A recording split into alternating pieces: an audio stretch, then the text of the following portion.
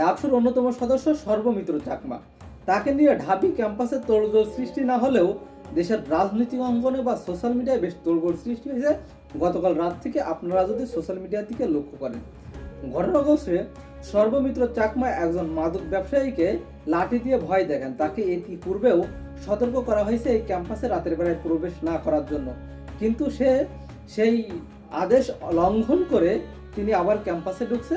সুতরাং এই সর্বমিত্র চাকমার সামনে পড়ার ফলে তিনি তাকে শাসিয়েছেন বা তাকে আবারও সতর্ক করছেন। কিন্তু কথা হচ্ছে, সেই ভিডিও সোশ্যাল মিডিয়ায় ছড়িয়ে পড়লে বাংলাদেশের নামকরা কিছু রাজনৈতিক দলের ব্যক্তি এবং নামকরা রাজনৈতিক দলের নামকরা ছাত্র সংসদের বা ছাত্র নেতারা কিছু বক্তব্য বা কিছু পোস্ট সারা সোশ্যাল মিডিয়ায় শেয়ার করে সর্বমিত্র চাকমার এমন তো কর্মকাণ্ড নিয়ে, এবং তারা বলতে চায় যে সর্বমিত্র চাকমা নাকি সন্ত্রাসী বা তাণ্ডব চালাচ্ছে শিবিরের প্যানেল থেকে নির্বাচন করে, এবং ঢাবিতে স্বাভাবিক মানুষের বা সাধারণ মানুষের কোনো নিরাপত্তা বা সাধারণ মানুষকে তিনি হেউ করছেন বা তারা ঢাবি ক্যাম্পাসে থাকতে দিচ্ছে না। এটা বিভিন্ন রকমভাবে যে ট্যাগ দিয়ে বা যত নেগেটিভভাবে প্রমোশন করে পারে তারা করছে। কিন্তু কথা হচ্ছে, পরবর্তীতে দেখা যায় যে সর্বমিত্র চাকমা যাকে ধরছে তিনি আসলে একজন মাদক ব্যবসায়ী। ইতিপূর্বেই তাকে দেখা গেছে এইভাবেই, কিন্তু পরবর্তীতে সর্বমিত্র চাকমা যখন গতকাল রাতে তাকে দেখে তখন তাকে আবার সতর্ক করে।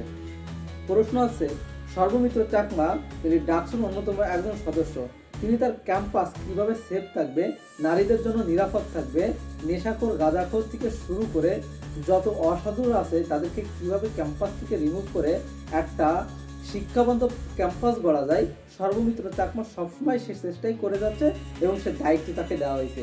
সুতরাং যারা এই মাদক ব্যবসায়ীদের নিয়ে মায়াকান্না করছে, এরা বাংলাদেশের রাজনীতিতে কি কন্ট্রিবিউশন করছে বা বাংলাদেশের শিক্ষক মন্ত্রীকে বাংলাদেশের রাজনৈতিক ময়দানে এরা আসলে কি চায়, সেটা কিন্তু প্রশ্ন থেকেই যায়।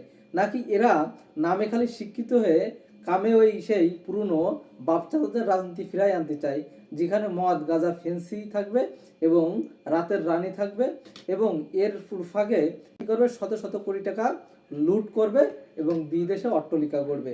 সেই যদি রাজনীতি যদি তারা এখনো চায় বা ঢাবি ক্যাম্পাসের বাংলাদেশে যদি সেই রাজনীতি তারা এখনো ছড়াতে চায়, তাহলে তারা ভুল। কারণ দিন চেঞ্জ হয়েছে, যুগ চেঞ্জ হয়েছে।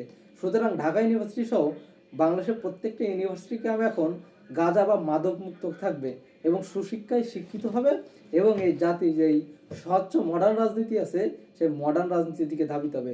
সুতরাং রাজনীতিতে আর কখনো কোনো এই মাদক ব্যবসায়ী বা মাদক যারা খায় বা এই নেশাখোরদের নিয়ে বাংলাদেশের রাজনীতি আর চলবে না সামনের দিনগুলোতে। অবশ্যই সেই দিনগুলোই সামনে আসছে।